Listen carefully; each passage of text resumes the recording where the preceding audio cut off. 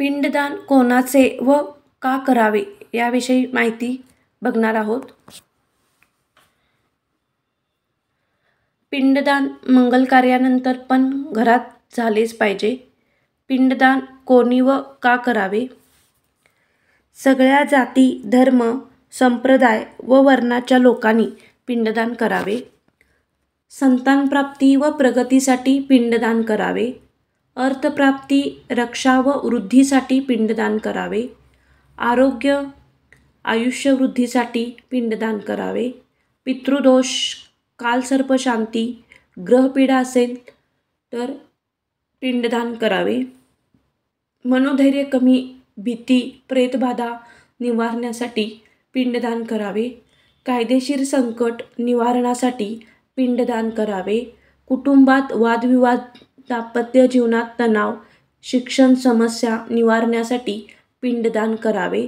अस्थिरता, राग, वैमनस्य संपवण्यासाठी पिंडदान करावे. घर, जमीन, वास्तुदोष निवारण्यासाठी पिंडदान करावे.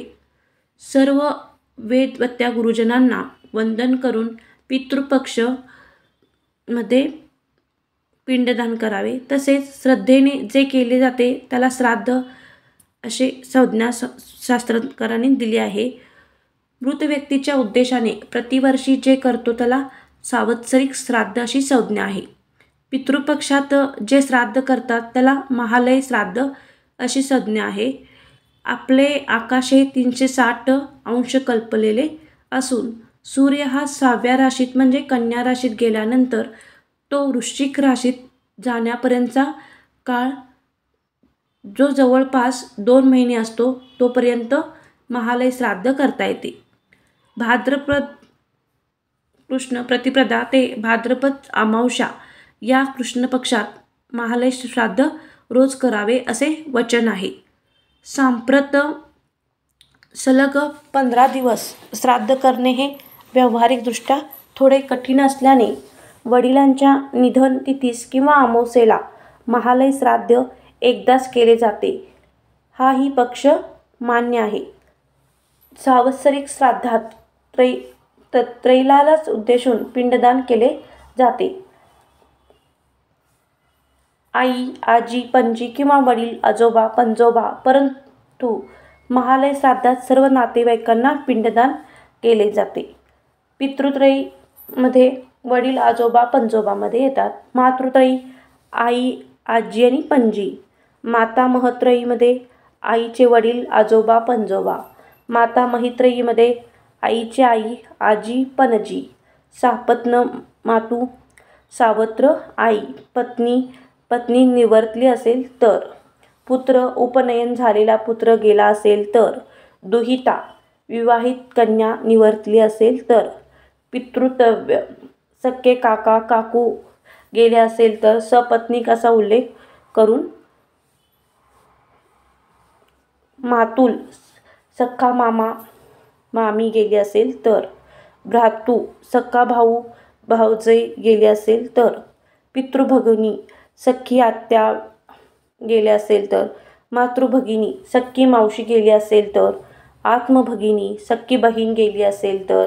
श्वशुर, सासरे गेले असतील तर. गुरु, ज्यांनी गायत्री उपदेश केला ते आणि कोणी मुंज लावली असेल तर ते गुरु. आचार्य गुरु, ज्यांनी विद्या व शिक्षण दिले असेल ते. शिष्य, आपला विद्यार्थी. आप्त, वरील नावामध्ये ज्याचा उल्लेख नाही परंतु ज्याचे आपल्याशी आपुलकीचे संबंध होते व ज्याचे आपल्यावर उपकार आहेत या सर्वांना आप्त या संज्ञेत पिंडदान करू शकतो. सर्व मृत नातेवाईकांची नावं गोत्रासहित एका वहीत नोंद ठेवावी व पुरोहितांच्या सल्ल्यानुसार वरीलप्रमाणे सुस्थिरीत यादी बनवायची. याशिवाय 4 धर्मपिंडाची योजना महालयात केली आहे. मित्र, सखा, पशु आणि वृक्ष. जाणतेपणी अजाणतेपणी ज्यांनी आपल्यावर उपकार केले त्यांच्याकरता जे आपल्याकडे आश्रित होते त्यांचा करताही धर्मपिंड आहे. मातृवंशात, पितृवंशात, गुरुच्या वंशात किंवा बांधवात ज्यांना संतती नसल्याने पिंडदान होत नाहीये त्यांच्याकरता ज्याचे क्रियाकर्म झाले नाही ते जन्मताच अंध पंगू जन्मले, त्यांचा करता व विरूपाकरता ही धर्मपिंड आहे. जे कुंभीपाक नामक नरकात पापकर्मामुळे खितपत पडले आहेत, त्यांच्याकरता ही धर्मपिंड आहे. असे 4 धर्मपिंड महालयात दिले आहे. महालय श्राद्ध किती प्रकारामध्ये करता येतात?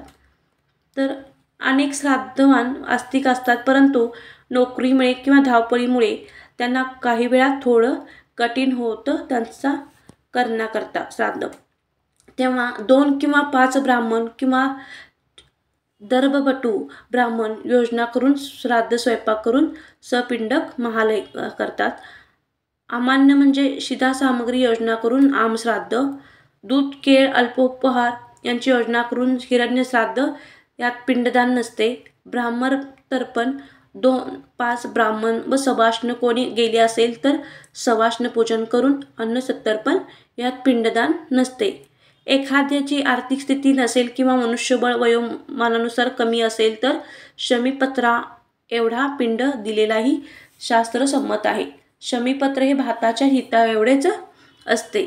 यातील काहीच जमत नसल्यास घोर वनात जाऊन दक्षिणेकडे तोंड करून उभे राहून आपल्या दोन्ही काखा वर करून, माझी आर्थिक स्थिती नसल्याने मी पिंडदान किंवा पितरांचे श्राद्ध करू शकत नाही, याबद्दल क्षमायाचना करून पितरांचे स्मरण केले तरी श्राद्ध होते. श्राद्धात विकीर व प्रकीर असे 2 भाग दिले जातात. अग्निदाह झालेले किंवा अग्निदग्ध न झालेले, गर्भस्त्रामध्ये मृत झालेले, ज्यांना रूपही प्राप्त न झालेले, या सर्वांनाही अनेक भाग श्राद्धात महालयात दिला जातो. ज्या देवतांना सोमभाग मिळत नाही त्यांना ही एक भाग श्राद्धात दिला जातो. रामचंद्रांनी वनात असताना दशरथ राजाला कंदमुळांचे पिंड दिले होते, असाही उल्लेख रामायणात आहे. कन्या राशीत सूर्य गेल्यावर तुळ राशीत सूर्य असेपर्यंत तो पृथ्वीच्या बराच जवळ असतो. पितृगणाकरता दिलेले अन्न हा सर्वप्रथम सूर्यमंडलात जातो, तिथून तो चंद्रमंडलात जातो. चंद्रमंडल हे स्वयंप्रकाशित नसून सूर्यनारायणाची सुषुम्ना नाडी या चंद्रमंडलाला प्रकाशित करते. दर महिन्याच्या अमावास्येला चंद्रमंडल व सूर्यमंडल एकत्र येत असते. त्यामुळे अमावास्येला पितरांना दिलेले अन्न अधिक जलद गतीने त्यांना प्राप्त होते. कन्या राशीच्या 10 अंशापासून ते तुळ राशीच्या 10 अंशापर्यंतच काळात सूर्य पृथ्वी या दरम्यानच्या अंतर सर्वात कमी असते. त्यामुळे पितरांना दिलेला अन्नभाग पितरापर्यंत लवकर पोचतो. आपल्या पूर्वजांनी ज्या योनीत जन्म घेतला असेल त्या योनीला आवश्यक जो आहार असेल त्या रूपाने मिळतो. आता श्राद्धात पितर खरेच जेवतात का हे पाहणार आहोत. हा हल्लीचा फार मोठा प्रश्न आहे. आपण जेव्हा श्राद्धांना जेवतो तेव्हा ते कितीही अल्प जेवले तरी शरीराला एक प्रकारची स्तुती व जडपणा अनुभवता येतो. परंतु एखादा यज्ञ किंवा मंदिरात कितीही भरपोट प्रसाद घेतला तरी स्तुती जडपणा जाणवत नाही. मंदिरातील प्रसादात कांदा लसूण गरम मसाले वगैरे काही नसले तरी तो चवीला सुमधुरच लागतो, कारण त्या अन्नावर भगवंताची कृपा असते व श्राद्धांनावर पितरांची आसक्ती असते. त्यामुळे शरीराला जडत्व येतं. एरवी खीर वडे खाल्ले तर सुस्ती येत नाही, हा अनुभव घ्यायला हरकत नाही. स्वयंपाक हा घरीच केलेला असावा, परंतु भरपूर प्रकारे केलेले नाहीत तरी चालेल, परंतु सात्विकपणे आपल्या पूर्वजांना आपल्या हातचे दिलेले अन्न हे अधिक प्रिय असते. त्यातली आपुलकी व कृतज्ञता हॉटेल किंवा कॅटरिंगच्या अन्नाला कधीच येणार नाही. सुनांनी लेकींनी केलेला वरण भात हा आई वडिलांना पंचपक्वानापेक्षा अधिक प्रिय असतो, हे सदैव ध्यानात ठेवावे. पितृपक्षात आपल्या पूर्वजाविषयी कृतज्ञता व्यक्त करून त्यांना संतुष्ट करून त्यांचे आशीर्वाद घ्यावेत. भाताचा गोल बनवून त्यावर संस्कार केल्यावर त्यांचे रूपांतर पिंडात झाल्याने लिंगदेहाला वायुमंडलात येऊन मंत्रोच्चारामुळे पुढची मार्गक्रमणा करणे सोपे जाते. भातामध्ये वापरलेले तांदूळ हे सर्वसमावेशक आहेत. तांदळाचा जेव्हा भात केला जातो त्यावेळी त्यातील रजोगुण वाढतो. या प्रक्रियेत तांदळातील पृथ्वी तत्वाचे प्रमाण अल्प होऊन आपतत्वाचे प्रमाण वाढते. आपतत्वाच्या प्रभावामुळे भातातून प्रक्षेपित होणाऱ्या सूक्ष्म वायूमध्ये आर्द्रतेचे प्रमाण जास्त असते. ज्यावेळी 10व्या दिवशी मृतदेहाला आवाहन करून भाताचा गोल बनवून त्यावर संस्कार केले जातात, त्यावेळी त्याचे रूपांतर पिंडात होते. म्हणजेच भाताच्या भोवती निर्माण झालेल्या आर्द्रतादर्शक प्रभावळीमुळे वायुमंडलातील लिंगदेहातून प्रक्षेपित होणाऱ्या रजतमात्मक लहरीचे संस्करण होते. त्यामुळे भाताची ही प्रतिकृती लिंगदेहाच्या पिंडासमान म्हणजेच प्रकृतीसमान भासते. म्हणून त्याला भाताचा पिंड असे नाव देण्यात येते. या रजोगुणी पिंडाच्या वातावरण कक्षेत लिंगदेहाला प्रवेश करणे सोपे गेल्याने मंत्रोच्चारणाने भारलेल्या वायुमंडलाचा त्याला लाभ होऊन सूक्ष्म बळ प्राप्त झाल्याने पुढची मार्गक्रमणा करणे सोपे जाते. हे श्राद्ध पितृत्रयी पिता, पितामह, प्रपितामह, मातृत्रयी माता, मातामही, प्रपितामही, सापत्नमाता, मातामह, मातृपितृमह, मातामही, मातृपितामही, पत्नी, पुत्र, कन्या, मातुल, बंधू, आत्या, जावई, सासू सासरा, आचार्य, उपाध्य, गुरु, मित्र, शिष्य या सर्वांच्या प्रीत्यर्थ करावयाचे असते. चतुर्थी किंवा पंचमीला भरणी श्राद्ध, नवमीला सौभाग्यवती गेली असल्याचे तिचे श्राद्ध, त्रयोदशीला लहान मुलांच्या नावाने, चतुर्दशीला अपघातात मृत्यू पावलेल्या व्यक्तीच्या नावाने श्राद्ध करतात. आई वडील मुलासाठी सर्व आयुष्य वेचतात. त्यांचे पितृऋण फेडण्यासाठी वर्षातून एक दिवस त्यांचे श्राद्धकर्म पिंडदान श्रद्धेने कृतज्ञतेने केले तर पितरांना आनंद होतो. ते तृप्त होऊन मुलांना कुटुंबियांना आशीर्वाद देतात.